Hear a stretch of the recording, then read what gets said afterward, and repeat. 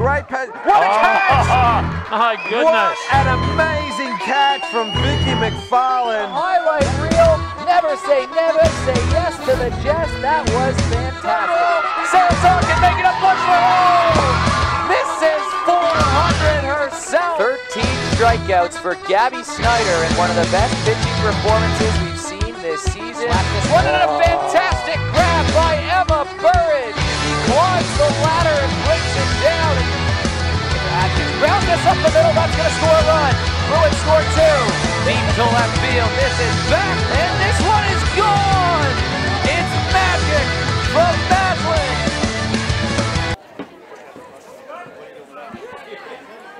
Good afternoon and welcome back to live softball action, live from West Beach in South Australia. Today's clash, the Sturt Falcons versus the Hills Heat. James Harris here, and joining me is Softball SA Life member, bringing you all the statewide super special comments, is Lee Hull. Welcome, Lee. Thank you, James. Good afternoon, everybody. It's turned out a lovely day. The weather has cleared, so we should be fine. Looking forward to this game. Sturt, much improved side this season, but Hills, a terrific win against West Torrens on Wednesday evening. Yeah, let's have a talk about the results from during the week. We saw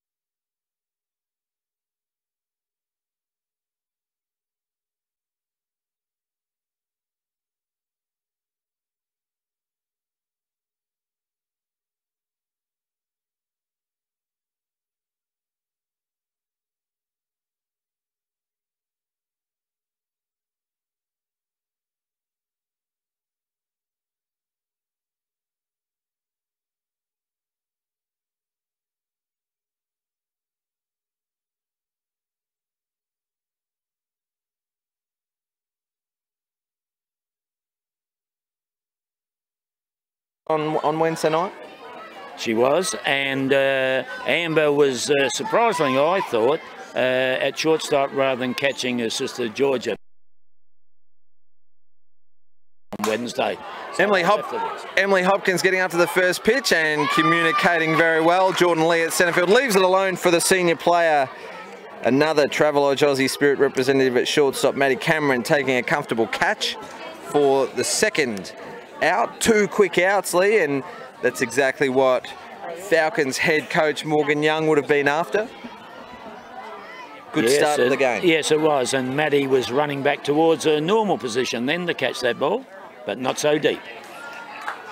Well, Zali Adams, been a bit of a revelation for the Falcons. She's done the bulk of their work. She's thrown majority of the innings and keeping the Sturt Falcons with a winning record for this year as well. Yes, and she's only going to get better and better with the competitions she comes up against, and she will do that at state.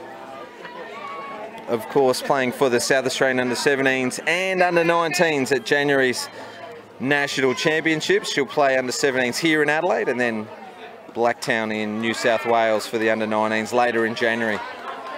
It's a wonderful opportunity for young players now, James, as you know.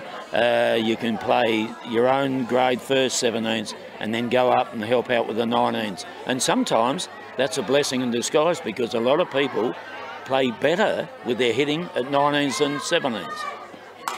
Kelly O'Brien up to bat for the Hills, and Rachel Tonkin just bobbles that one but recovers in time for the third out. So the middle infielders in the action there, but 3 up and 3 down as they say, Lee, and a nice quick and tight innings for the Falcons. Yes, that comes under the heading, James, of a quick game's a good game. Whether it remains that way is yet to be seen. Well, Lee, just in the inning break, we might just quickly discuss the presentation that happened right before the game.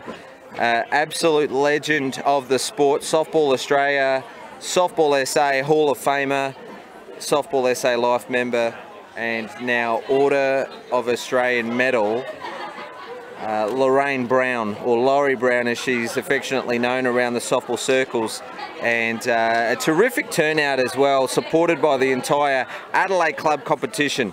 It was fantastic and thoroughly deserved. Lorraine Brown, or Laurie as most people call her, I've always called her Lorraine.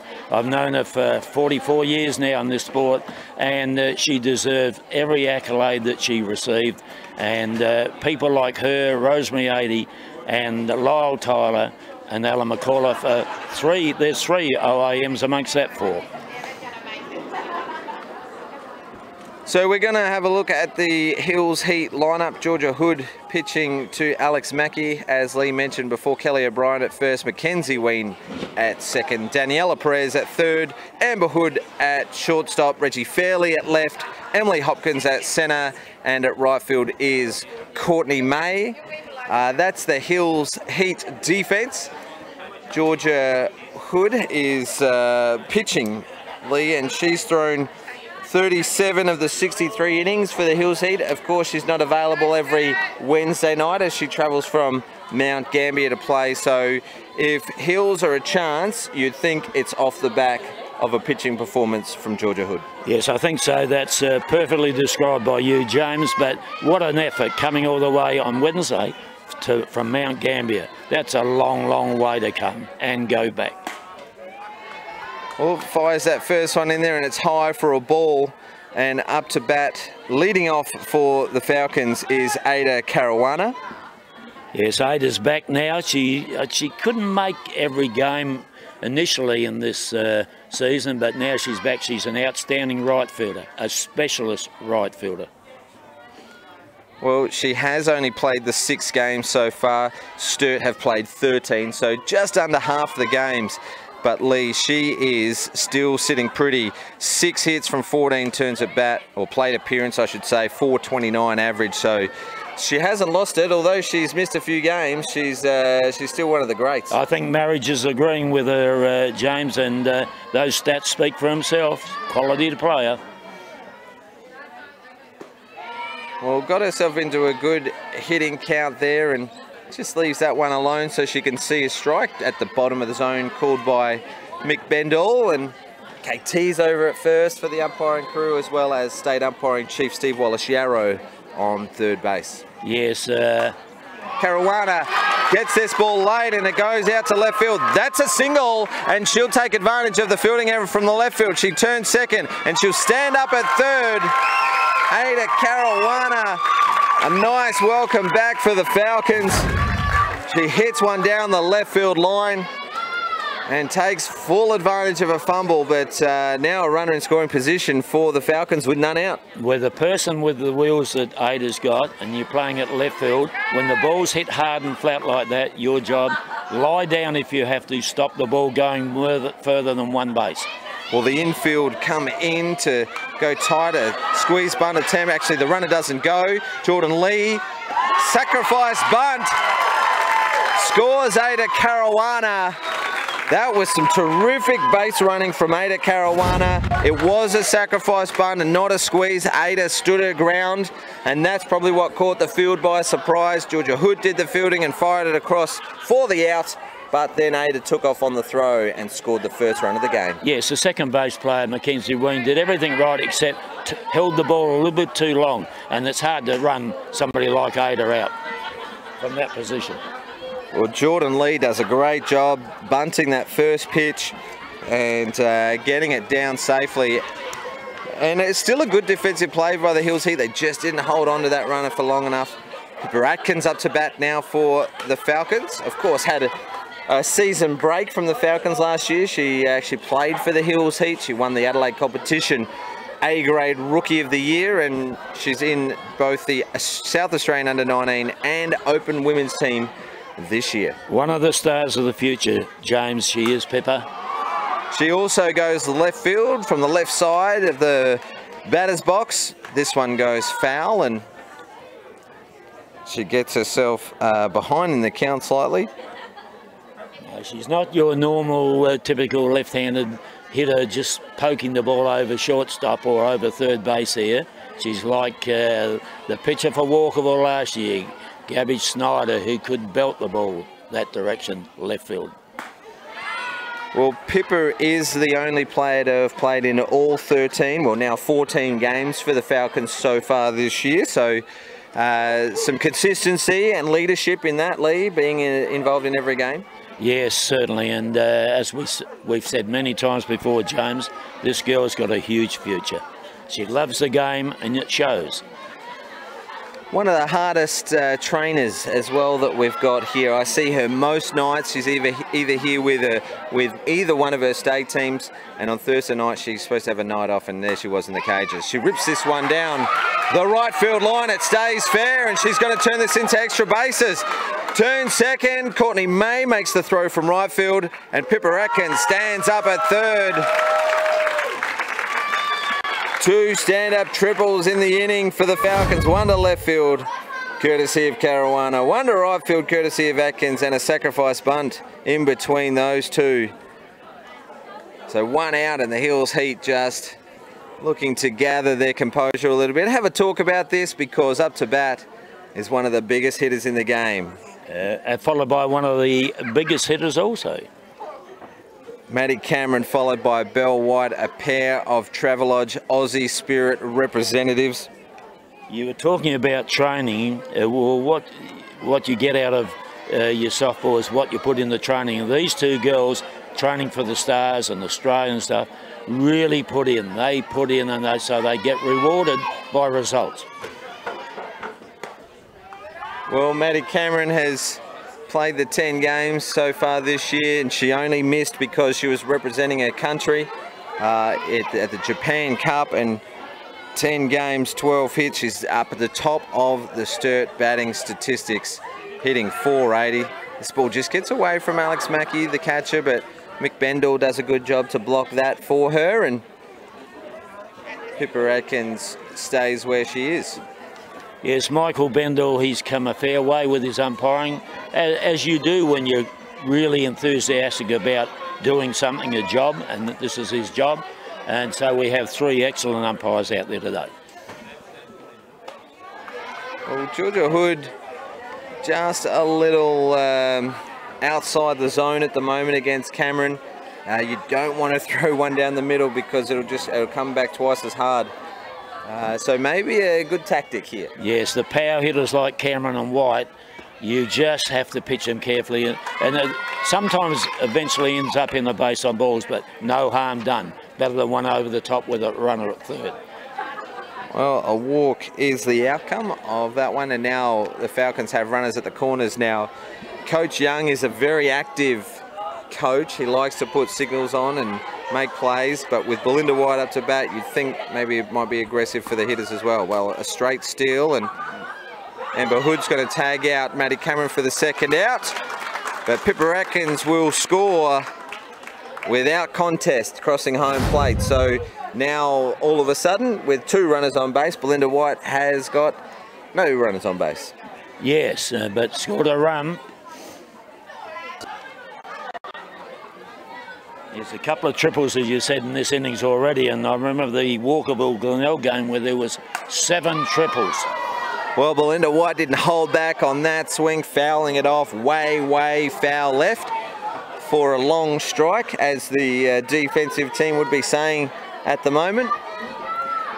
Yes. Was that a called strike on that first pitch with the fake bunt attempt?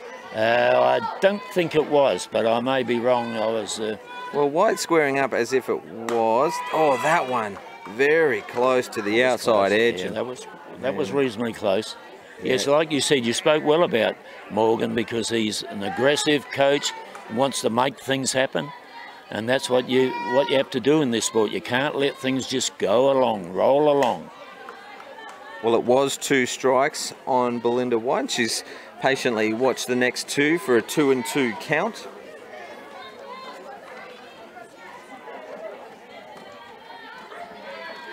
One thing is for sure, Belle's not going down looking. And she has a big cut at that one on the outside edge. You've got to protect those.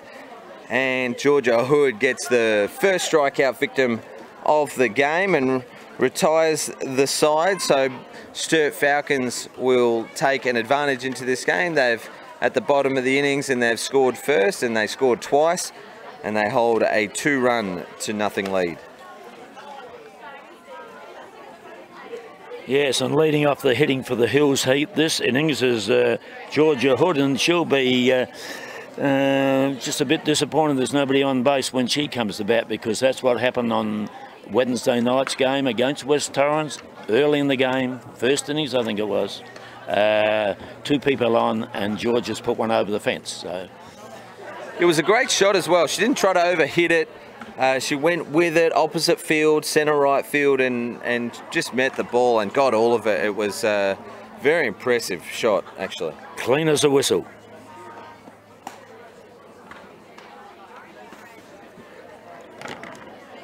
Well, she'll be in a pitcher's duel, I guess, as they say, Lee, with Zali Adams pitching to the Hills Heat pitcher Georgia Hood. They'll be teammates in the South Australian under-19 team that will go to nationals in January, and what an exciting lineup that is shaping up to be. They've got some talent running through that team.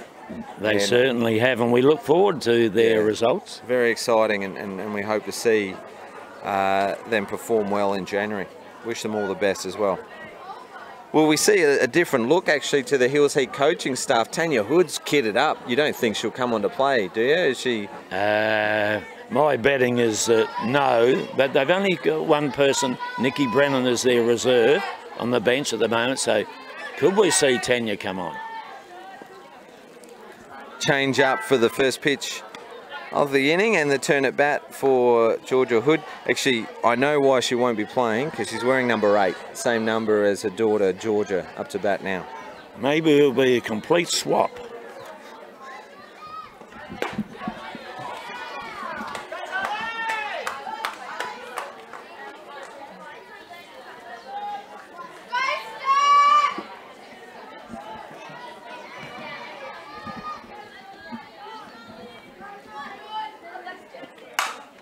Georgia goes after this one. Cameron does the fielding work and fires it across for the first out. So great play from Cameron. That's her second play of the game. She took a catch in the first inning and looking quite comfortable in the shortstop position. Gee, she's got a great arm. I think she's probably one of the strongest arms in the comp. It's normally the shortstop with the strongest arm of the infielders, and that's the case here today. And when Bell's there also.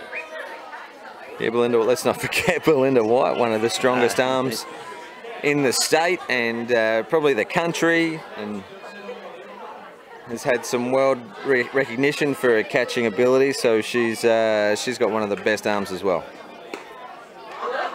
Just low for a ball on new hitter for the Hills Heat, Daniela Perez. Danny, another one of the talented youngsters in the SA Under-19 team. Yes, and she's improving all the time. Didn't go back to Sturt when Pippa went this season, so she's quite happy with in her environment. She must live up that way, does she? I don't know where she lives.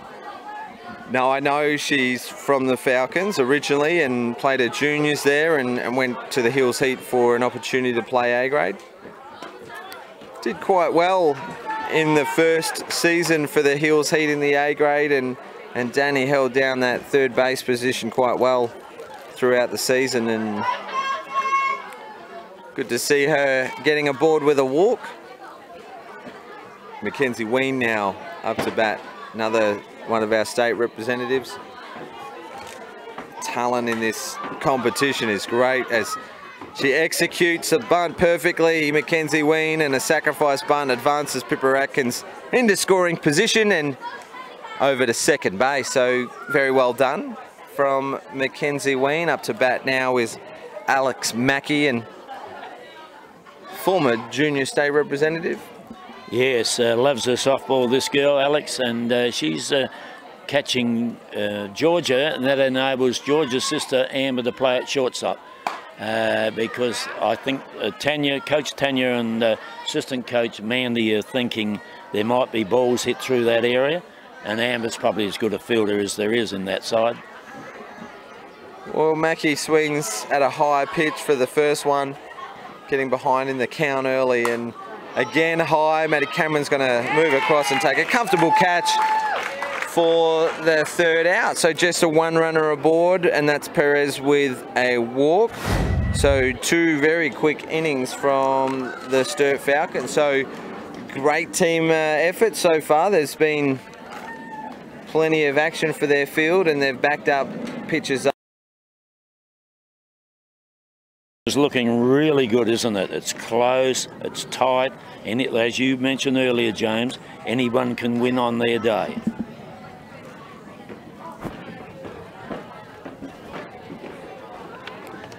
Well, as we are on the changeover, catcher Alex Mackey just has to get dressed in her catcher's gear. We'll go around the grounds thanks to MK Services SA.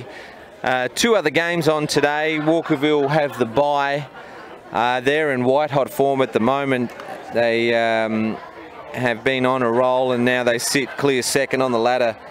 So they're enjoying a weekend off. Of course, you're watching the Falcons versus the Heat now, but at 4 o'clock, the Port Adelaide Magpies, who are top of the table, take on bottom of the table Glenelg Rebels. And 6 p.m, the game between Seacombe Tigers and West Torrens Eagles to round out the games for the week.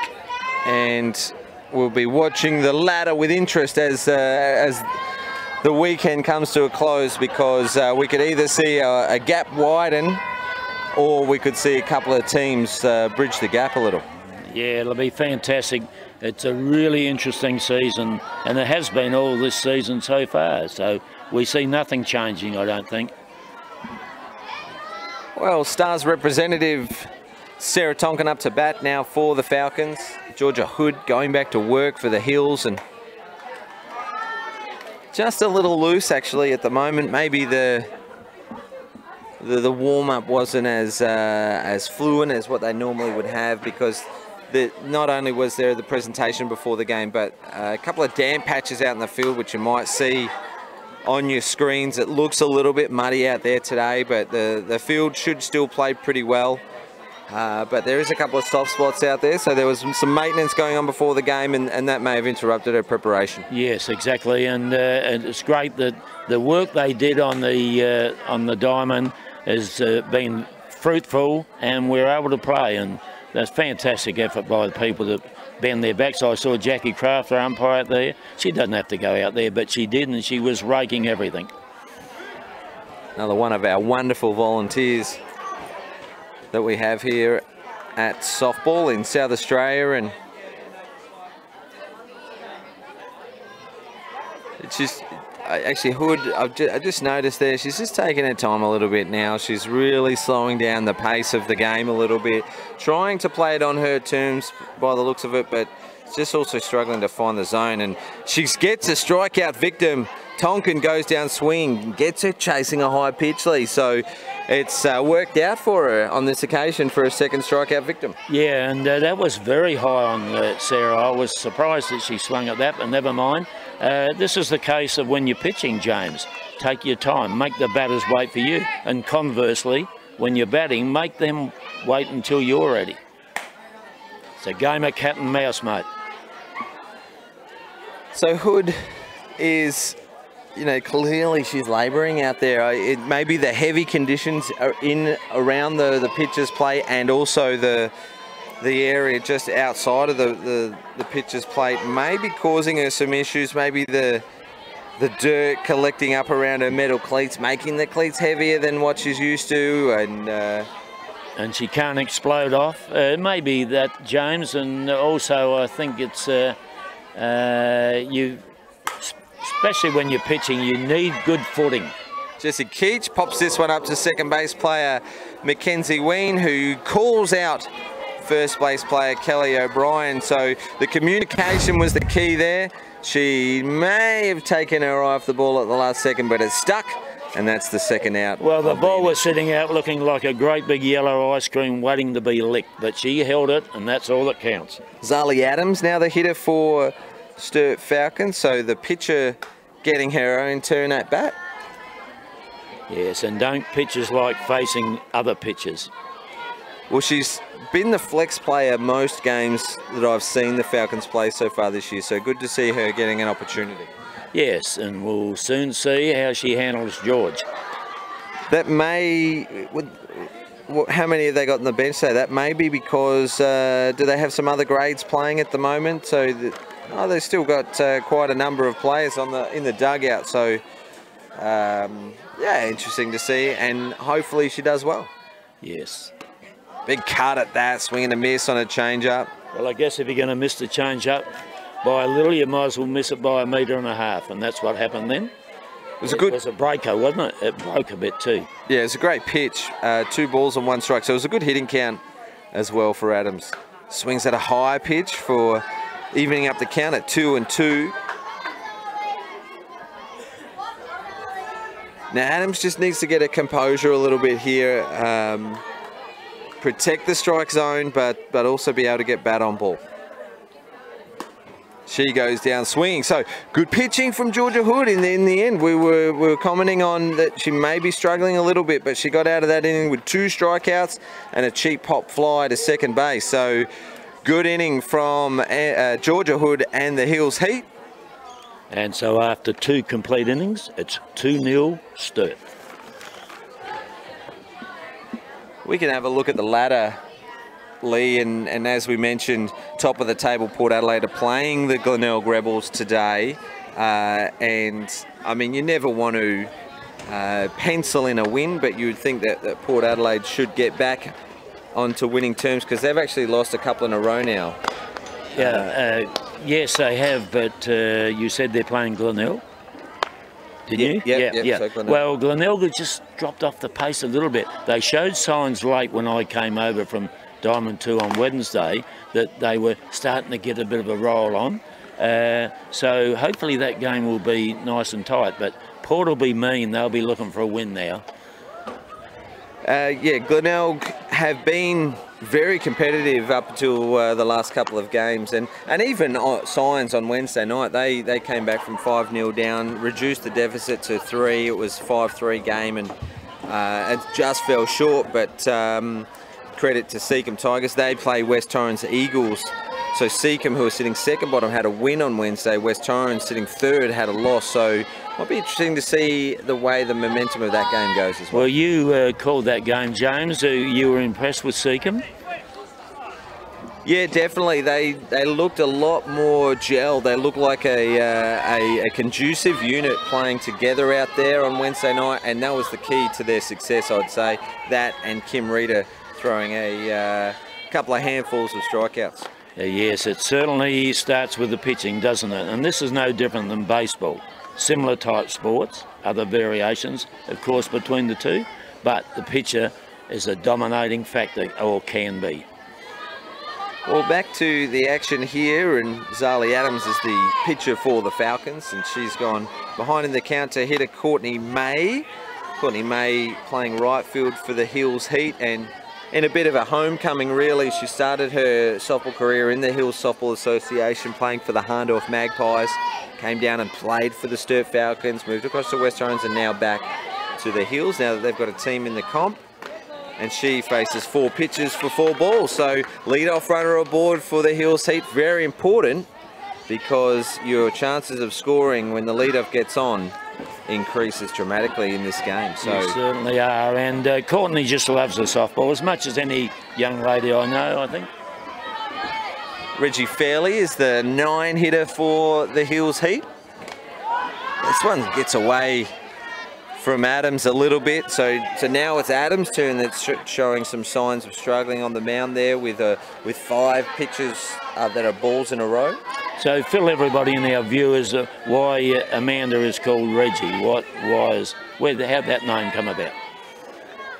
I might get to that in a moment as she crushes this one down the left field line. It just travels wide and foul. Now Reggie is no slouch with the bat. She put one out on her return game to softball after some knee surgery earlier in this season. So she can hit a long ball if and when required. We saw that then, but unfortunately for the Hills Heat, it went foul, but it was struck very well.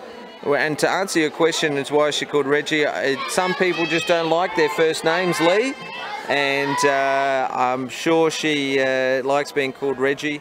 Otherwise, she'd ask people to call her another name. Yeah, that's a fair comment, Bill. We go way back, my friends. I'm not going to let people in that don't know your actual first name, Lee, and we'll just keep it at that. So Reggie Fairley hitting for the Hills Heat, and Courtney May on first base as Fairley fouls this one off. I'll tell you one thing, James, it's not Cuthbert.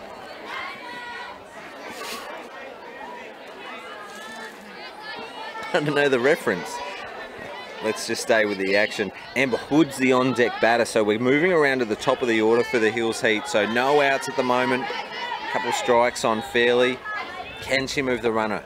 She crushes this one to left field, so Reggie Fairley gets aboard with a single. Great shot, just beats the Sturt Falcons infield, and a star-studded infield it is.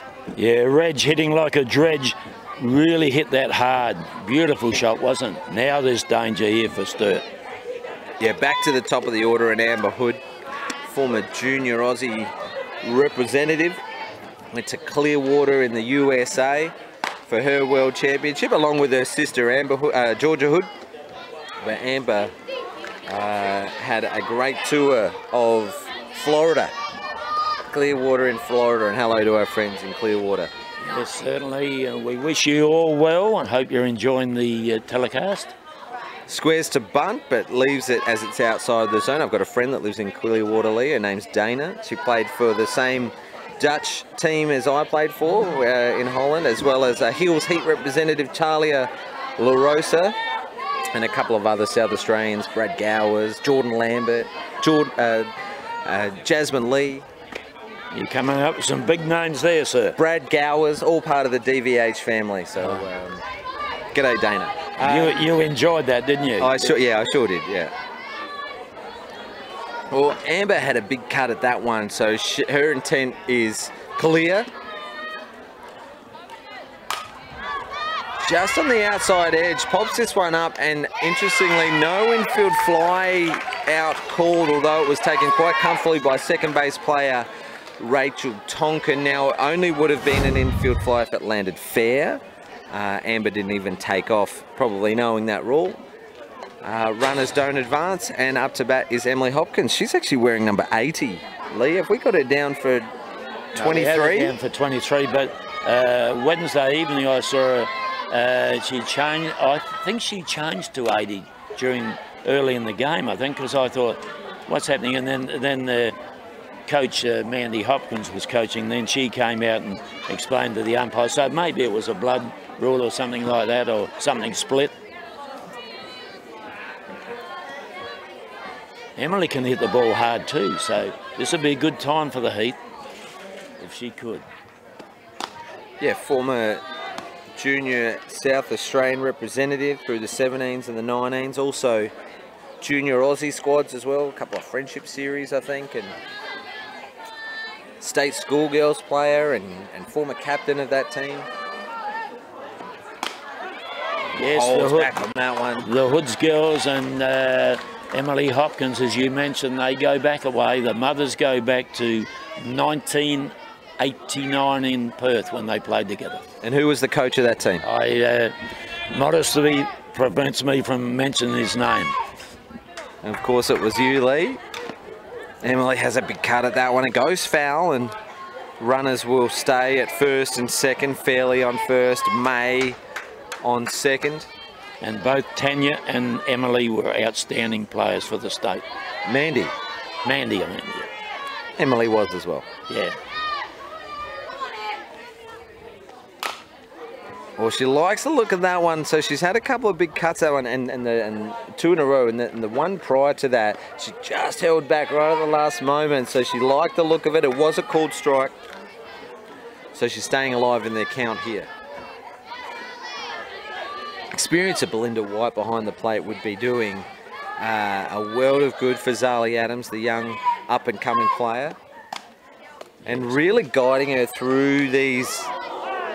As Belinda White attempts to pick up a 10 of Courtney May, she's got a big smile on her face. She looks like she's comfortable there. She knew it was coming by the looks of things and got back safely. But Belinda would be helping Zali through these counts, just making sure that she's composed, and there's always a plan.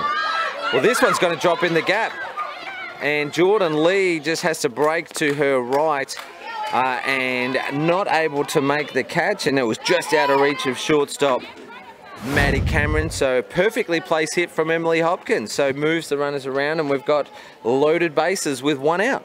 And a timeout for Sturt.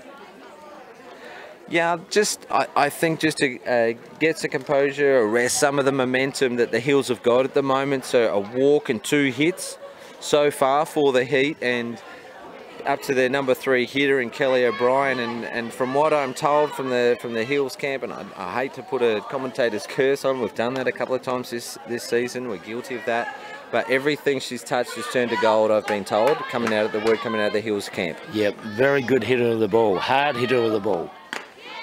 Outside for ball 1, so Kelly O'Brien, Lee, she hung back on that one. We saw Belinda White strike out on a pitch out wide like that one, so she's obviously looking for a specific pitch to hit, and that might be part of the reason why she's hitting so well this season. High for a ball, so ball 2. Very selective, Kelly here, and rightly so, because the bases are bulging. Yeah, she wants to get a good piece of the ball. The infield and outfield are right in tight, so anything that goes to a fielder may result in holding up all runners. Low for a ball, so 3 consecutive balls, and this gives Kelly O'Brien 3 pitches to watch, because look who's on deck. Yes, well, you're going to pass her up surely if Georgia comes to hit with bases loaded. I'm taking 1 run rather than 4, or conceding 1 run rather than 4. That was low, but right at the bottom, so good call from umpire Bendel. A terrific turn at bat by Kelly, because now she watches another pitch, she'll go to full count. You can't ask for any more than that with bases loaded. Yeah, definitely a mature and composed turn at bat.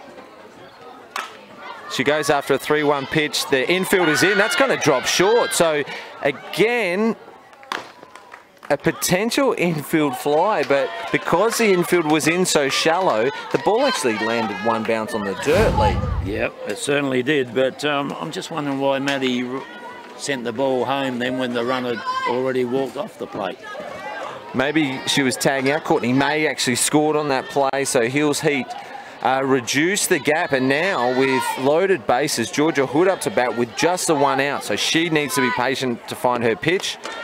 She goes at that first one. It's a drop ball for a strike. The intent is there from young Georgia, and if she can get a hold of one and put one to the fence, the outfield are in really close. That'll clear the bases. Yes, it's a dangerous time here for the double blues. I'd be back a few steps. Inside, and Georgia doing a little dancing in the box there to get away from that one. Which you need to wait for the music before you start dancing, as you know, James. So Zali Adams pitching, 1 ball and 1 strike. Georgia Hood up to bat. gets after this one, and this one's in the gap as well. So another hit to the Hills Heat. Lee, count them up for me. I reckon that's 4 or 5 for the inning to go along with a leadoff walk to Courtney May. 2 runs have scored, 4 hits, 1 walk, 1 out, and still bases are loaded. Danny Perez up to bat, and the infield and outfield are still in really close. Yeah, and terrific team batting from Georgia Hood then. She could have waited till she got one up and clear the fences, or that would have been her aim, but no, just hit the ball in the gap. There's been a few going through there today already. Well, great team batting performance from the Hills Heat, stringing them all together to get back into this game, tying it up 2 runs apiece. Perez swings at a high one. Actually, the first pitch was called high as well, so she's obviously, she learned from that call, so she was protecting the zone a little bit there, so she's behind in the count with 2 strikes. But she adjusted. She, like you said, you called it really well. Just, if they're going to call them up there, swing. White goes outside, and she's happy with that one. Very vocal in the supportive pitches, Ali Adams, with that strikeout. So 3-pitch strikeout to get the second out of the innings, and a much needed out for the Falcons. Yeah, and this girl, Mackenzie Ween, can hit the ball hard. And like you say, with the outfield, they're in there playing in the attacking positions. They want this ball caught. Crushes this one to the left field line. It's another hit. It's the 5th inning. Kelly O'Brien turns third. She's got to head home for the 4th run. Emily Hopkins scores. Kelly O'Brien scores. Mackenzie Ween with a 2-run double. Georgia Hood on third. Alex Mackey up to bat. We've gone through 9 batters this inning. Unbelievable performance from the Hills Heat. Finding that gap and scoring 2 runs. Mackenzie Ween, great shot. I'll tell you what, the green team is looking awesome at this moment. Belinda White has to block that one and able to smother it, and Georgia Hood only got a couple of steps off the base before she realised that there was no chance to score at home, so runners don't advance. They are on 2nd and 3rd, 2 outs. Yes, Alex can hit the ball too, but this is a good time for it. Well, she hasn't learned from that first turn at bat, because she swung at a high one and she was nowhere near it, so she needs to just really settle in a little bit, maybe grab her composure and wait for one in her wheelhouse. And she doesn't have to go for the fence, just get it to land like the other girls have been doing.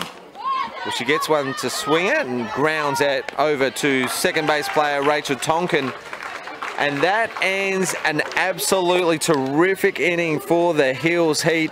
They've put a 4 spot on the board courtesy of those 5 hits and a walk. Courtney May led off the inning with a leadoff walk. She was the first to score after Reggie Fairley, Emily Hopkins, Kelly O'Brien, Georgia Hood and Mackenzie Ween all got bat on ball for hits, and they scored 4. Well, a decent sort of reply. Doubled their score, a double Sturt score, correction.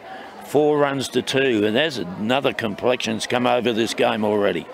Well, it was something that I noticed. The Sturt players were sprinting out of their position and they were running off in between innings, whereas the Hills Heat were I wouldn't say dawdling, but they were more walking than anything. And you know, you can tell when a team's up and about by the way that their body language is, the way they move on and off the field, the way they talk and communicate, and it's just changed. Like all of a sudden, Hills Heat are right in the box position here in this game, and holding a 2-run lead. Different complexion, hasn't it? Completely different complexion has come over this game in a matter of... Well, we're at the 9-hitter for the Falcons. It's Rachel Tonkin. She's been playing at second base and had a couple of good plays, so she's done her part so far for the Falcons. Fouls this one off in almost a bit of a check swing. Pitch was inside and almost trying to evade it. She got the bat in the way, and it looked like it had a bit more steam about it, that pitch, didn't it? Flew off.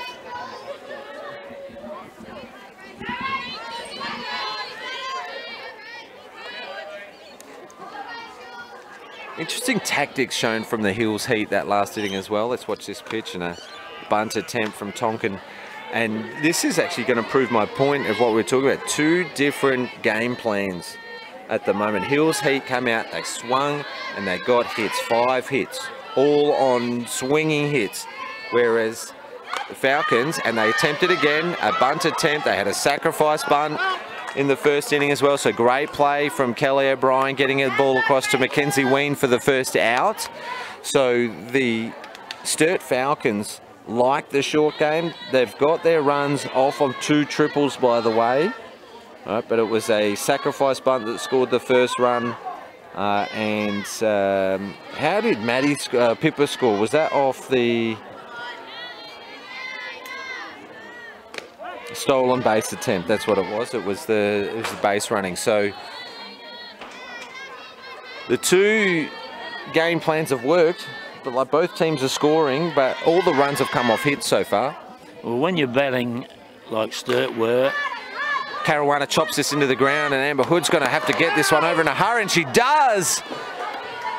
The second out made. Great play from shortstop Amber Hood, firing that one across, and Ada Caruana just a step short, I think. Yeah, and this is the way to play, Ada. You don't throw it up and away, because you'll hit it to the fence. You put it down and get her to put it on the ground, and you just have to have a better arm than her leg speed, which is quick. Well, that's why Amber's playing at shortstop, obviously, in this game. Well, Jordan Lee is up to bat now. She had a sacrifice bunt attempt, first pitch of her first turn at bat, and successfully got the ball down and then scored the runner. Swings at the first one at this turn at bat, and again has another swing. So she's faced 3 pitches and she's swung 3 times, and 2 fouls on this turn at bat. She just caught the end of the barrel of the bat then, and almost interesting, isn't it? Sturt, 2 safe hits, and they're both triples so far.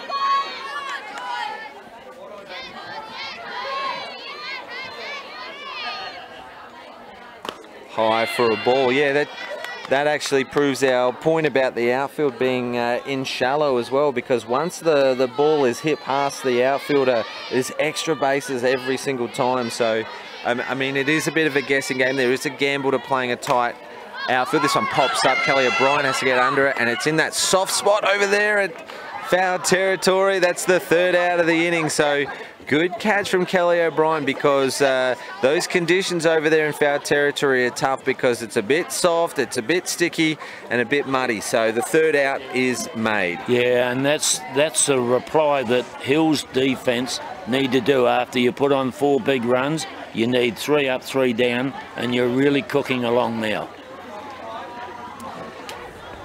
Yeah, that's the exact inning that the Hills Heat would have wanted, so they could take advantage of those 4 runs that they scored in the 3rd inning. So we're going to go into the 4th inning. It's a 4-2 ball game, and it's in favour of the Hills Heat after the Sturt Falcons took an early 2-run lead in the first. Yes, 2, as we said at the start of the game. Sturt, lead-off hitter, a triple. Third hitter, a triple, and nothing since, is the way I think. Now they're quite good enough, because next innings they'll get through the big guns like White, Cameron, Tonkin, S. Lee, I just want to bring the attention, we might not be able to pick it up on the cameras, it's okay if we don't. I just want to acknowledge one of the special guests in the crowd here today who came along for Laurie Brown's presentation. Look who the lady next to me is, just a couple of seats down, Kath Coral. Yes, and Kath, wonderful supporter of softball, a life member obviously, and she's seen a lot of softball over the years, and terrific lady. She's absolutely wonderful. I huge admiration for a life member, a Hall of Famer. She got special recognition for writing the published book along with one of her very special friends, the Diamond Jewels book, and I consider that a bit of a softball Bible. It's a history book. It shows a lot of accolades. It gives me plenty of information, and and a great read. And of course the A grade best and fairest wins the Cathcart medal. Great shot out to left field. Jessie Keach couldn't quite reach it, so Courtney May aboard for the second time, this time with a single to left field. Great shot from Courtney May. Yes, and I was surprised how quick Keachy got to that ball then, and she really got there, had a lunge at it, down on the ground. It was nearly in the glove, not fully, and momentum took it out. But great effort from her and a great shot from Courtney. Yeah, great effort from Jessie Keach. Nearly got there in the end. Reggie Fairley gets up to this first one, goes under the glove of Maddie Cameron out to left field. So now a bit of pressure on the defense. An error just slips into it straight between the legs of the shortstop, and she won't be happy with that. Now 2 runners aboard for the Hills Heat with no outs. I'll just finish off what I was saying about Cathcart. The A grade best and fairest for the Adelaide competition wins the Cathcart medal. So, and she also comes as a special guest of Softball SA every year to the awards night to present that award, and she always looks magnificent, and she always presents herself very well, and great to see her in the crowd today. Yes, and it's people like that you have the utmost respect for, like Laurie and Kath and many others. It's just respect, mutual respect. Well, we're going to the back of the top of the order for the Hills Heat. It's the top of the 4th inning, and it's her 3rd turn at bat. So although there were 2 quick innings first up, that 3rd inning where every batter got a turn at bat, Amber Hood would now see Zali Adams for the 3rd time. Is that significant? I think so. Well, she gets a piece of this ball. It's going to drop short of Jordan Lee. She does the right thing, firing the ball across to third base for the force out. Courtney May did the right thing as well. Nothing you can do about that when the ball just sort of in the air for a little while.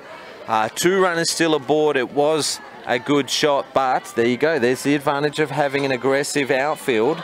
You can make plays like that. Yeah, it seems like the heavy atmosphere is just holding the ball up a bit when it's hit, and sometimes that happens too. Emily Hopkins swinging and a miss at the first one. So Amber Hood aboard. There's 2 runners on. There is, it's the force is still on, so with 1 out. Runners at first and 2nd. Have to go short here, I think, James. They haven't gone short yet, Lee. Well, she squares this time. Well, great call, Lee Hull. He's done it again. The Nostradamus of our game has called that one from nowhere. And Emily Hopkins, sacrifice bunt, successfully moves the runners around to 2nd and 3rd, taking the force off. But now there are 2 out. 2 out, but 2 runners now in scoring position. For Kelly O'Brien, who had a great turn at bat last time. She took the first 3 balls before she got that single over to left field. First ball is through for a strike, so she'll have to swing now to protect her strike zone, but also to keep this inning going for the Hills Heat. Yes, another run he is making it awfully hard for the Falcons. Well, she gets a good piece of this one, but a comfortable catch at centre field from Jordan Lee. She was in the action in that inning. She made that great play off the Amber Hood, what looked to be a single, to make the force out at 3rd and 8-5. How often do you write that in a scorebook? And then she takes that catch to retire the side. So although 2 singles to start the inning, the Sturt Falcons make the next 3 outs and get out of trouble in the 4th. And that's what you get when you play your outfielders in, especially centre fielder. 2 plays, 2 outs for Jordan. Well, we spoke of the way that the teams present themselves.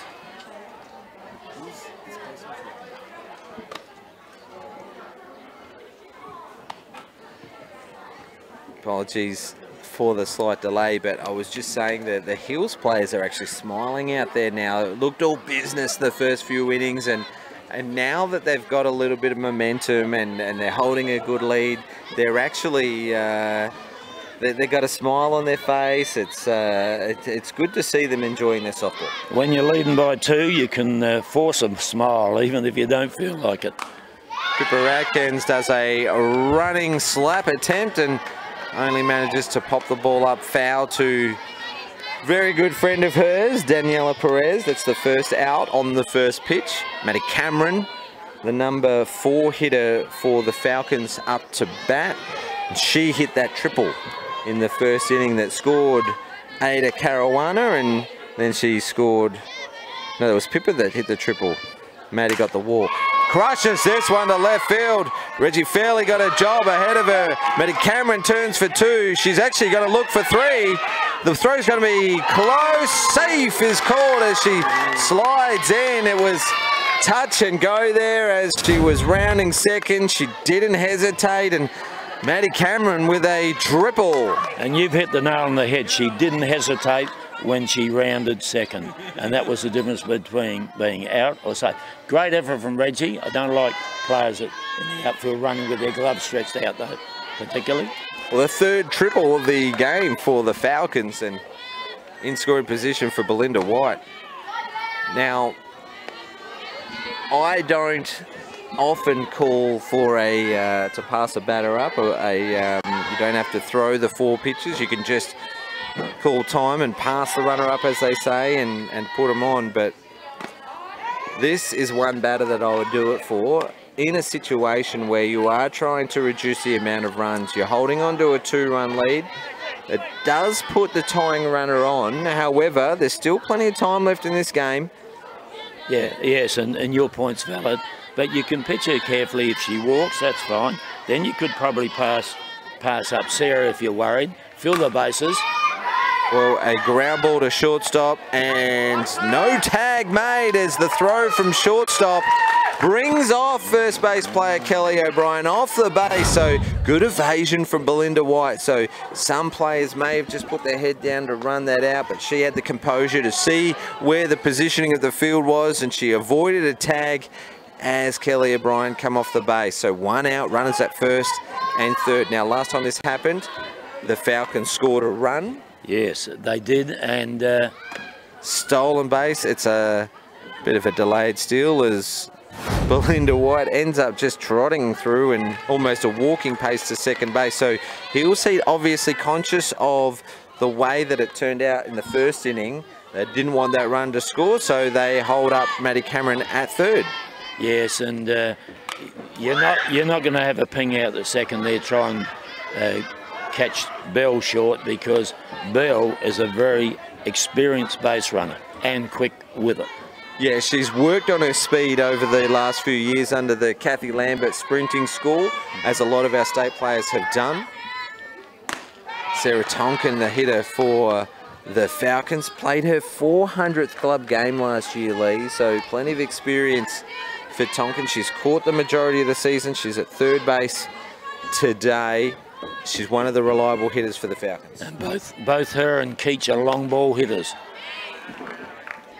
Short in stature, but they can put the ball to the fence. So power. So the outfield need to be on their toes, and they will be with runners on second and third. That is Bell White. It's Maddie Cameron on third. And that one is a walk. And so, Lee, you've done it again. They pitched very carefully to Belinda White and nearly got her with a ground out. And without giving her a free pass over to first, it was a four ball, no, there was a strike in there as well. So yeah, I think so, without getting Bell out. But we got what we wanted, James, I think. We got the bases loaded, and we've got to Jessie and then Zali and then Rachel. There is 1 out, so they need 2 outs from these next 3 hitters. If they let her run in, they'll still retain the lead, the green team, and then they'll get out of it with that. So you'd think you'd be able to get 1 or 2 out of the last 3 batters out here. But Jessie Keach is a danger here. Well, there is 1 out. It is loaded bases, and State Under-17 representative Jessie Keach up to bat, followed by State Under-17 representative Zali Adams. So they're in the A grade for a reason, and that's because they can play. But I think the outfielders left and centre need to be in here. They need to catch this ball if it's short. She goes after this first one. It's going to go foul into right field territory for a strike. and you get my drift on that. I think the ball needs to be caught. It lands out there with Bell running from second. It could be 2 runs on the play. Well, it's only 1 out though, so they may even hold up if it's a fly ball. So that might be their saving grace. And very interesting play. An obvious tactic, because there was no signal from third base coach Morgan Young. He would have said you can have a go at the first one, but if you're still up there for the second one, it's going to be a squeeze. Yeah. Matty Cameron knew it was coming. Jesse Keats knew it was coming. So actually both coaches had an opportunity to speak to their players during that timeout. So obviously tactics were discussed at that time. Yes, I think I'd pitch her out and high here. Well, she is behind in the count, and that is exactly where Georgia Hood goes. A good call from you, Lee. A rise ball would have been an option as well. Just try to bait her into having a swing at something, because she can see the bases are loaded. Jessie, young player. She can go there again now. I can be a hero here.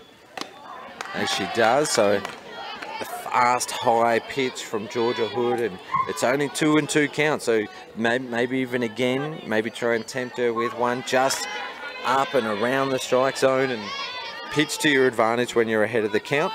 Certainly does, and it'll be interesting, this very pitch. 3 consecutive high fastball. This one just slightly getting away. Out of the 3 of them, it was the one that was the furthest away, you'd think. But now we've got a full count with loaded bases, with 1 out. Are you giving your batter a green light here to try and crunch one to the fence, or do you want a more mature, turn it back, get the ball into play? I don't know, but I think Georgia's got to throw her best pitch here. And it wasn't. Well, she actually walks in a run, and you can see the despair in her body language there as she crouches down after that one just gets away from her. So she got herself into a great position to give her team every opportunity to get a cheap and second out of the inning, an all-important second out. There's a timeout called because of a substitution. We can see Jenny Gray, the player that's going to come in for Zali Adams. Well, yes, that's a fair point, James, you make, but I wonder whether there was miscommunication between pitcher and catcher then with Georgia and Alex, because we got at least three of the high pitches, and nobody would swing at those, you know. So this will be interesting. Chance for Jenny to make a hero of herself, make it land somewhere. New batter, outfield too deep. Well, waste no time and fires that one in for a strike on new hitter Jenny Gray. So, you know, Jenny was always likely to have a look at one there, new player to the game, and so good to get ahead of the count early. Let's see where she goes here. It's very close. It's very similar location of the previous pitch, but it's slightly lower for a ball. 1 ball and 1 strike. Gee, the stars are out today. Jack O'Loughlin, Major League Baseball star, signed with the Detroit Tigers. Came from softball, of course, a softball product of softball. All the stars are out today. Yes, they certainly are.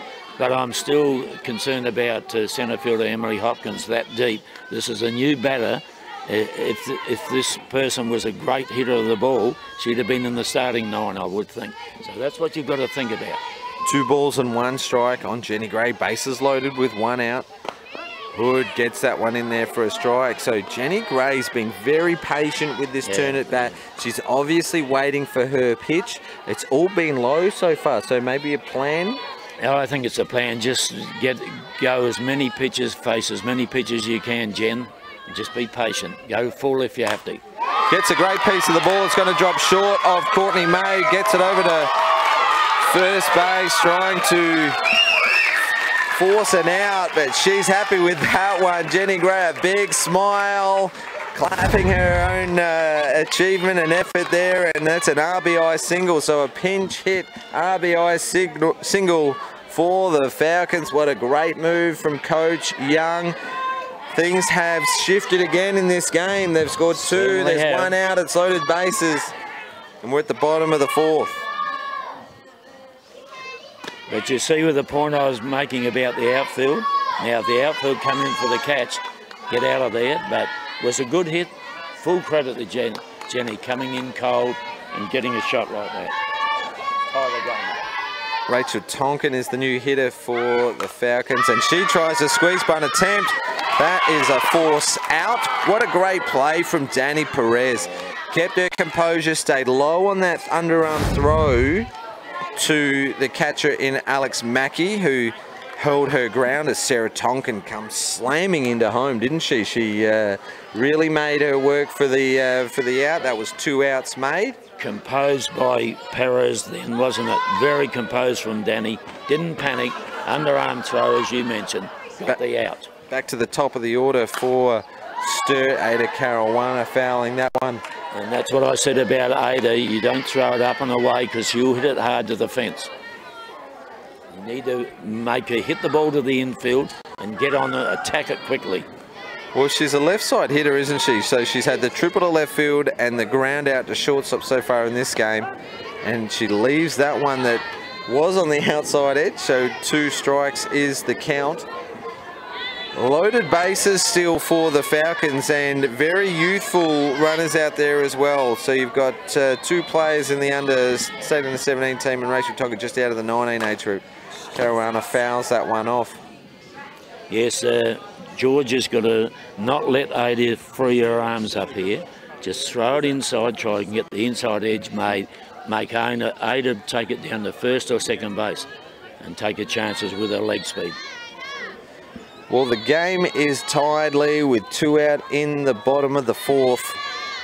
And it is making for a great game. Caruana fouls that one off. And so she's got 2 strikes. We're about... Did we start late, Lee? I'm not sure. We was due to start. Okay, so the presentation. So we're about an hour into the game. Let's not make assumptions, but we could even be anywhere up to 70 minutes into the game. Caruana will ground this over to Mackenzie Ween, who is in pretty shallow. And that's exactly how you've got to play Ada. Make her hit the ball that side of the diamond to a fielder. Well, good play from Mackenzie Ween, and the 3rd out is made, but gee, the Falcons have just emulated the Hills Heat 3rd inning.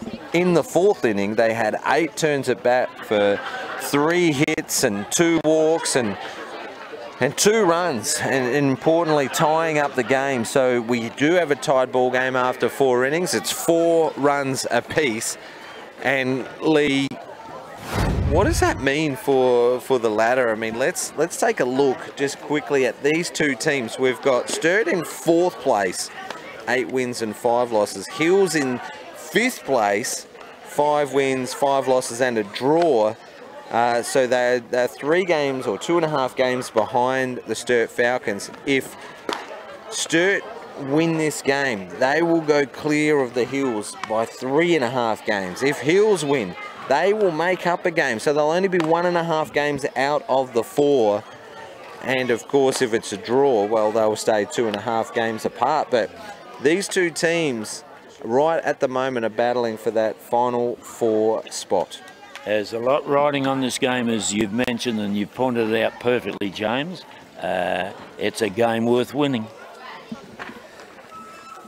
Well, we move to the top of the 5th inning now, and we see Georgia Hood up to bat for the Hills Heat. So she's batted twice already in this game for a ground out to shortstop and a single to left field. Let's see how she goes on this occasion. Her 3rd look at Zali Adams today, and gets up to the first pitch and a ground out to Sarah Tonkin over at 3rd base. So Sarah Tonkin has been catching all season. She moves over to 3rd base for the first time this season, I think, Lee, and she does very well. Manages that one quite easily in the end. Excellent 3rd base player at this level, Sarah.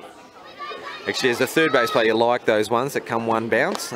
But yes, you do. But I'm a bit surprised Georgia went after the first pitch, because it was lead-off batter in this inning. She could have taken the time and found the one. She could have put a motor on it. Daniela Perez up to bat for the Hills Heat. Watching that one through low for a ball. If Hills do come out victors in this game, it does do a favour for the teams below them as well, Seacombe and Glenelg. If they are to make a run for the finals, they need to start it now. But the only way they'll make it is if the teams in the top 4 that are in 3rd and 4th position start losing more games. Yes, that's true, but we have been seeing some surprise results, so that's what they'll be looking for. When you're down the bottom, all you can do in your hands is to win as many games as you can. Well, Danielle Perez has patiently watched 4 pitches for 3 balls and 1 strike so far, and this becomes key for both teams. Sturt want an out, Hills Heat want a base runner. Yes, it's a crucial part of the game. Ball 4. That one was in the left-hander's batter's box, but close enough. That might have something to do with the experienced glove behind the dish for the Falcons in Belinda White, because she was setting up right there. She didn't move, and that would have helped Mick Bendel make that. Yes, it certainly was. The experience coming to the fore then. That's high and outside for ball 4, so I think I would have been going with the same pitch somehow. Was around the mark, maybe a little higher than the last time. So ball 4 for Daniela Perez. Gets Mackenzie Ween, the hitter for Hills. He gets the signal from Hills Heat coach Tanya Hood. There's no way Perez will be attempting a steal on Belinda White's arm, with Maddie Cameron, the player, to receive it.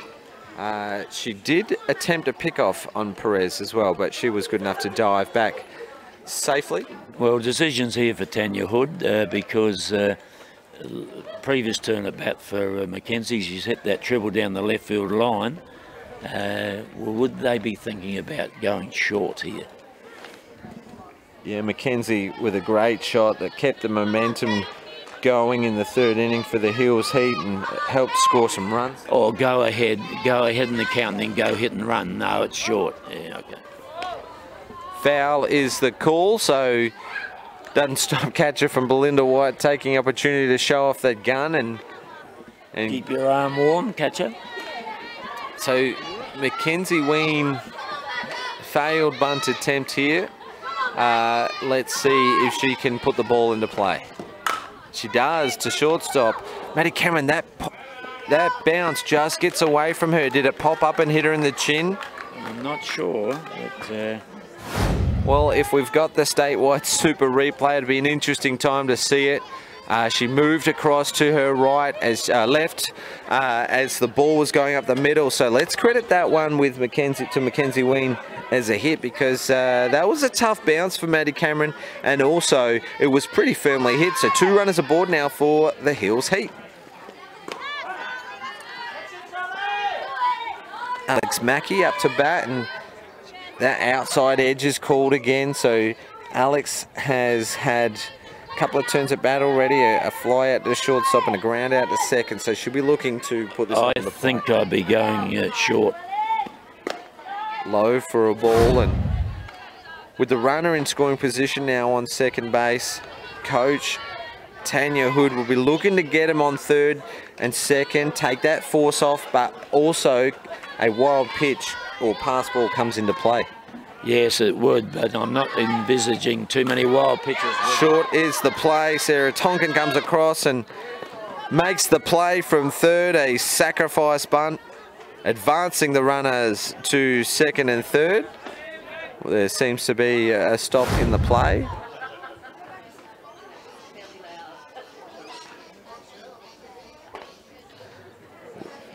Well, we don't have the advantage of the statewide super replay screen, so if that's what you're seeing at the moment, the umpires are actually having a discussion about whether or not that ball came off Alex's knee. I saw umpire Tannebring signalling that perhaps that ball has come off the knee. I think that's the call, because Alex has come straight back to pick up the bat. If that's the case, will she be batting out of the box? The runners will have to go back. Dead ball's the call. And the Hills Heat actually looked a little confused by the call, but it's not an out. That's the most important thing for the Heat at the moment, and so the runners do go back. But it is a strike, so it's 1 ball and 2 strikes. The count. Alex Mackey will have to protect the strike zone here. And she does that, and she'll ground her across to second base. Good base running from Mackenzie Ween, just evading the tag. putting that defensive pressure on Rachel Tonkin, but she keeps composed. So the same result, Lee, from the previous pitch where the runners were advanced to second and third. However, on this occasion, the play goes down as a 4-3. Yeah, very good effort by Alex. Couldn't bunt again, so she just made contact. Rachel was up at the task, got the out. 2 down. And Courtney May up to bat, who's been on base twice so far this game, batting the 8th position for the Hills Heat. A walk and a single. I can just see Alex in the Hills dugout. She looks a bit disappointed by that. However, she's done the job. Good shot from May. This one goes foul and racing away to the fence. So if that one just held its line a little, you know, we may have seen a couple of runs scored and another shift in the game. So good to see the intent from Courtney May. Yes, and she'll be chuffed with the previous turn at bat with the safe hit. She'll be looking for another one here because that'll put them in the front, in the lead again. 1 ball and 1 strike for May. Reggie Fairley on deck. It's 2 out. Outside and low for a ball. Danny Perez on third base is getting a massive lead. She knows how important it is if the ball gets away from catcher Belinda White to score and take the lead. Do you believe the ball will get away from catcher White? I don't. May gets after this one on the outside edge. Just gets a little foul, faint foul onto that one. So a little piece of the ball, and so she's still showing intent to hit the ball to the outfield here. They are all very close for my liking, but it's paid off for them so far for the Hills, for the Sturt Falcons. Certainly got some outs through it, playing short. A swing and a miss. So Zali Adams gets out of a jam. 2 runners in scoring position. Courtney May goes down swinging, and the score remains tied in the middle of the 5th innings at 4 runs apiece. Well, is that just the 2nd strikeout, Lee, for the game for Zali? I get the thumbs up. And so only 2 strikeouts. So we have seen of late a number of strikeouts from pitcher dominant performances. Zali has been very good for the Falcons this year, but what makes her as good as what she is the team around her. She has pitched 40 innings out of the 67, not including today. She does have 37 strikeouts credited to her name, so she's going at about a strikeout an inning.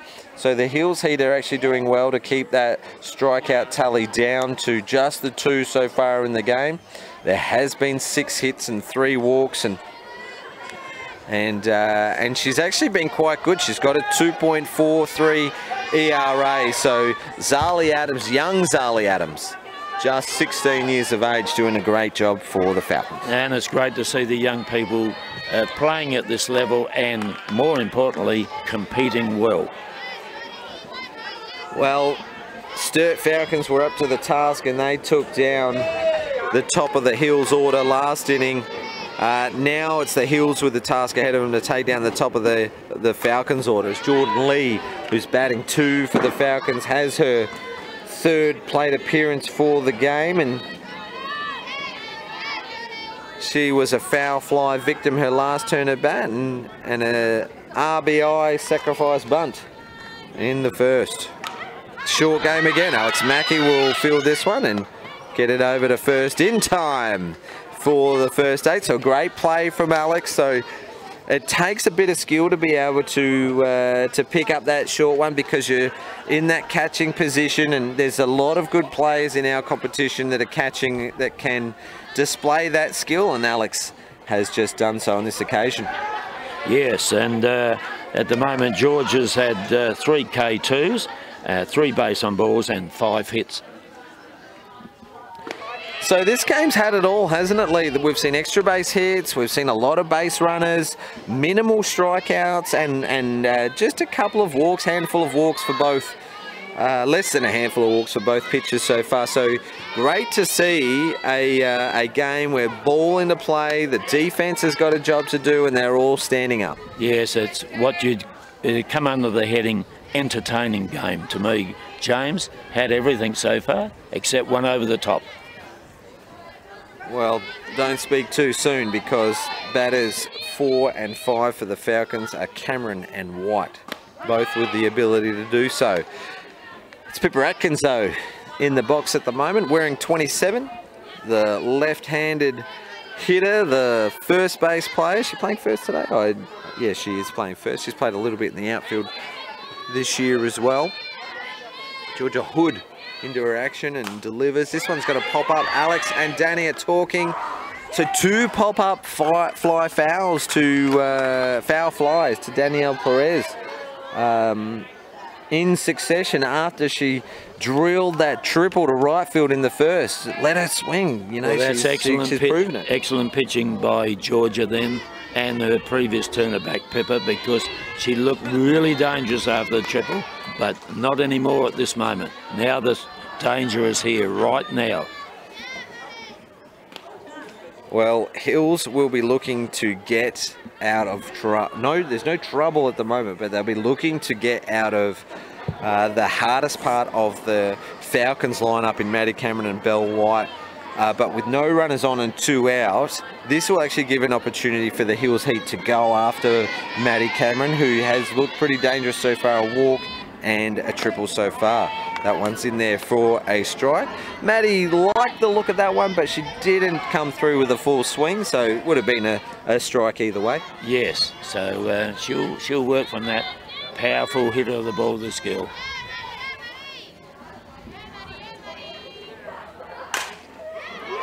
That one is foul down the left field line and just out of reach of Daniela Perez. And Danny's been great today, Lee. She's had a good contribution in the field. She's looked pretty solid in the defense for the Hills Heat. She's in the hot corner right now with Maddie Cameron up to bat. Certainly is. The younger players of the Heat, like Alex Mackey, doing a great job catching the George, and Danny, as you mentioned.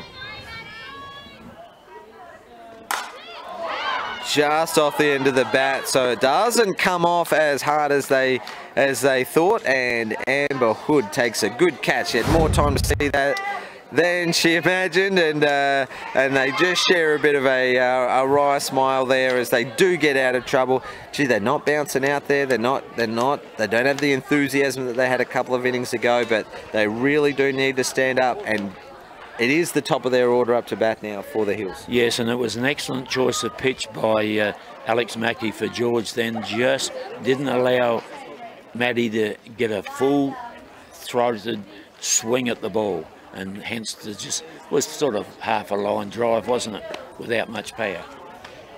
Yeah, it came off the end of the bat, and we'll see the game go through to the 6th inning. It will be interesting to see the time remaining. I don't see any Sturt pitchers warming up, which means that Zali Adams will have to go the distance. Who else do they have in their dugout? Not here today, by the look of it. And Jenny Gray Gray's been came in for a pinch hit for Zali, so she can't re-enter, which means that they'd probably have to go to Jordan Lee at centre field. Yeah, that'll be it, I think. And she hasn't done any pitching so far this game. So if they stay, well, they had to stay with Zali for the remainder of the game regardless. Yes, and that's the number 9 hitter who's batting well, Reggie Fairley. Then we'll go back to the top for the Hills game original leadoff, Amber Hood. And Fairley leaves that one low and outside for a ball. Yeah, she's been pretty good so far. 2 hits, both singles to left field. She hit a deep foul ball as well to left field. So here. Yes, and I think the advent of her playing number 9 hitter on the team has done Hills no harm whatsoever. Yeah, I'd get the centre field around a little, maybe even push the left field back a bit. Reggie has shown some pretty good skills so far this game in being able to pop that ball over to left field, but the experience of Belinda White will have remembered that, and she won't call anything down the middle or even inside, because that's where she'll be looking. Yeah, well, tell me something about a young pitcher, and you're a of some note, the experienced Australian player catching. Do you get overawed by it, or do you soon get over it? as the game goes on. I'd like to think that the younger pitcher would settle in a lot better, like have confidence in their and know that they don't have anything to worry about except pitch the ball. That's the... To Belinda, she's worth a couple of cheap strikes for your team. Yes, and if they turn out to be cheap outs, more credit.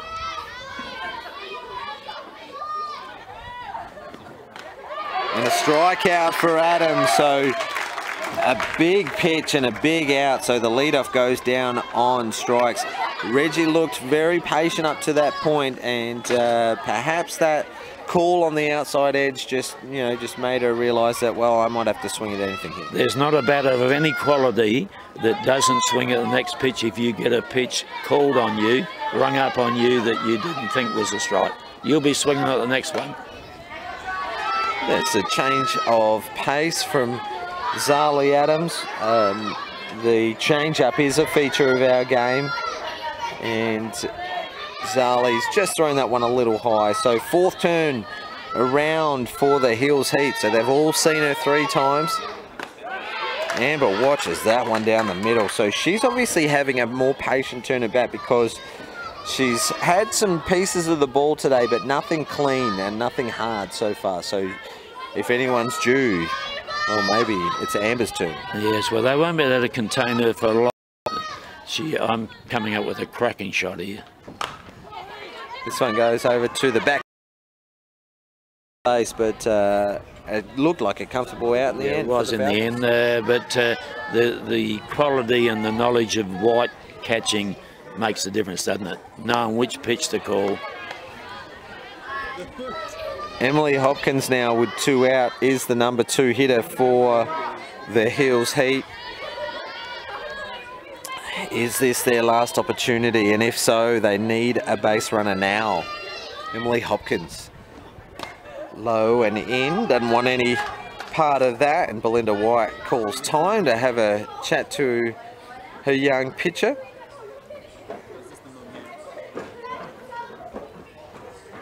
Just settling things down here, I think, Bill. Yep. Runs have dried up all of a sudden, James. It's been interesting, isn't it? 2 runs, 4 runs, another 2 runs. Yeah, so it's 4 all. So they've come in waves, haven't they? There hasn't been 1 run here or there. It's just been, they come in bulk. Yeah, yes, it has. Well, Emily Hopkins got a pitch that she liked the look of, and a pop-up fly ball is all she wrote for Emily Hopkins. A good catch from Rachel Tonkin at second base. So the Hills Heat failed to put a runner on, 3 up, 3 down, and their 6th inning finishes with no runs, and they still share the lead at the moment. And now the Hills Heat will have to deal with the middle order now for the Falcons, and to lead off this innings will be Belinda White. So Falcons will be looking to get the lead off on. Hills will be looking to take a big scalp and hopefully either be able to take it into that 7th inning, or not sure of how long the game's been going for at the moment, but it could be a tie. So if we are close to time, Sturt have at least got a point and they'll get a draw at minimum if we are running short of time. Otherwise, they get the last opportunity for a win here. And like you mentioned, James, they're at the heavy part of their lineup, not with standing Maddie Cameron better than the previous innings, but it's Belle, it's Sarah, and it's Jessie. And there's some hitting in there. Well, Belinda White will be waiting for a good pitch here. Let's see if she gets one on the first, which she doesn't, and ball 1. So that actually settles the nerves of the hitter a little bit when you don't get one down the middle, because you know that the next one is probably going to be close. Nothing wrong with that one, but perhaps high called from umpire Bendel, and asked that same question, but 2 balls on White, 3 balls now on White. Look at her, she's a little perplexed because the Hills have had a couple of those called on the outside edge so far. So I agree with that, but It's one of these occasions. Terrific batter, pitching her very carefully, sometimes too carefully. That one was down the middle. I'm not sure what Bell was complaining about there. No. She can't get it all her own way. No, she can try, but not that time. Well, 3-1. This may take the bat off her shoulder, Lee. She'll be looking to put one into the gap. Outfielder pretty deep. Ball 4 on Belinda White. So Coach Young will be stoked with that because he gets way more options now with a runner on base. Yes, and it just gives you, like you said, so many more options now. Well, you could almost predict perhaps a stolen base attempt, if not a bunt. That's the play. That's foul. And Belinda White just being a little cheeky, just taking an extra couple of steps off of second base. Hills Heat had third base covered. But the interesting thing is shortstop Amber Hood broke to third base when she should have been covering second. Yeah, that's right. And Sarah attempted bunt, great attempt, but umpire Bednall in the perfect position to call that. 1 strike is the count. Let's see if White takes off on the pitch. Another bunter. She's hit that twice in the box, yeah. So it's just a dead ball.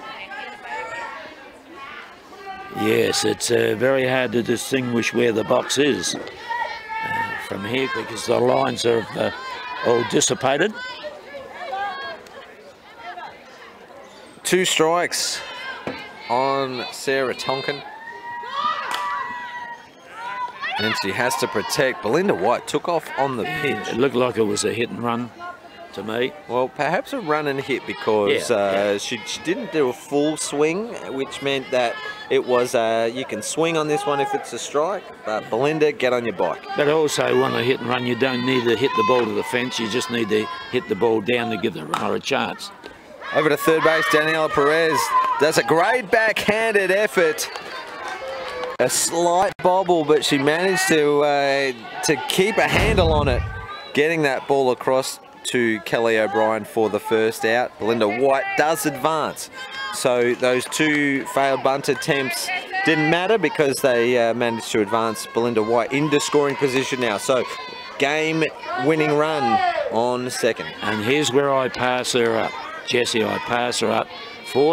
Have a force-free situation. You have 3 options. At the moment, they've got 1 option on this batter, which is hold the runner and play first. Yeah. And you only can do that if you get a hard shot, which means that if the ball's in play on the ground, you'd think Belinda White's going to move across to third easily. Ground ball to Georgia Hood, who has a little sneaky look over the left shoulder, but figured let's make an out. And that she does. So 2 out now with a runner on third. Pitcher Ali Adams up to bat. Now the outfielders they're going back further. No, don't tell me that. The 3 of them need to be coming right in for the catch because if the ball lands, game over. All right, so we actually do see catcher speed up rule enforced here. Belinda White has been taken off of third base. Maddie Cameron will be the courtesy runner for the catcher. So does that indicate that there is still time, or was Belinda shaking her head as if to say, well, there's no more time, there's not going to be another inning? Zali Adams gets a good piece of this one. It just goes foul. And strike 1 is the count. Let's go back to the runner on third. If the ball gets behind, well, just been told the timer is on 90 minutes, so this could be the last out of the game with the game-winning run on third. Outfielder 2 deep with 2 out, number 9 hitter up to bat. Zali Adams has a big cut at this one, so she's behind in the count. 2 strikes. She's not the 9 hitter, she's the 8 hitter, but she did have a pinch hit batter for middle of the game with Jenny Gray getting that RBI single, but she actually had a strikeout. Outfielders are 15 steps too long. This one's popped up to Courtney May. She gets under this one, takes a catch. That is the ball game. It is a tie. 4 runs all. The Hills Heat hold their nerve in the bottom of the 6th inning as the Sturt Falcons get the lead runner on base. advancing her to third, but not managing to score. So a tied game here at West Beach. Let's do a quick wrap up of the game, Lee. We won't do a statewide Super Player of the game, but who were the standouts for you? Yeah, it was fantastic, wasn't it? The runs came in clumps, as you said, 2, 4, and then 2, and then nothing else in between. So what an interesting game, 4-all. That's thrown the cat amongst the pigeons on the ladder. So I thought it was a very entertaining game. Well, you spoke of the ladder. Hills will move on to 12 points and the Falcons will move up to 17 points. So that draw actually puts Sturt into second place, but they've played one more game over Walkerville and West Torrens, who will get the opportunity. West Torrens, that is, later on today. Walkerville have the bye. But we'll talk about performances. We had Caruana lead off for the Falcons with a triple. Pippa Atkins had a triple. Maddie Cameron had a triple. You know, Belle White was but Jenny Gray's pinch hit was pretty good as well. Belle White commanded the game from behind the plate and ably assisted Sturt Falcons pitcher Zali Adams. Have a look at the Hills lineup for us. Who were the standout performances for them? Reggie Fairley, 3 times the bat and 2 safe hits, both the left field. Courtney May got a nice hit. Mackenzie Ween scored those runs there, was part of the scoring of the runs. Georgia Hood, not usual Georgia's batting, but fantastic job pitching. And Emily Hopkins a hit as well. So a team effort, you'd think. Yeah, Mackenzie Ween for mine was really good defensively at second base and offensively. She was on base twice. She put down a bunt in the second inning. Like nothing came out of it in the end, but it still gave an opportunity for the Hills. But she did come up with a couple of RBIs in that 4th inning where they scored 4. So I thought Mackenzie Wynn was pretty good. Yes, she was, and I think both second base players played well. Rachel Tonkin had some hard plays to make, field the ball, just beat the runner 2 or 3 occasions. So that was good. I think the game had everything, really. Well, that it did, but it didn't have a winner. It was a draw at the end of the day, Lee, 4 runs apiece. So we'll wrap things up here from West Beach. So very special thanks to our broadcast partners, Statewide Super, MC Sportswear, MK Services SA. Thank you very much to Spacequake Sports and Softball SA. Thank you, Lee, and good afternoon, ladies and gentlemen. Yes, good afternoon. Great catch. What a catch! My goodness. What an amazing catch from Vicky McFarlane. Highlight reel. Never say yes to the jest. That was fantastic. Sarah Tonkin making a push for home. Misses 400 herself. 13 strikeouts for Gabby Snyder in one of the best pitching performances we've seen this season. What a fantastic grab by Emma Burridge. She climbs the ladder and brings it down. Atkins grounds this up the middle. That's going to score a run. Bruin score 2. Deep to left field. This is back, and this one is gone. It's magic from Matt.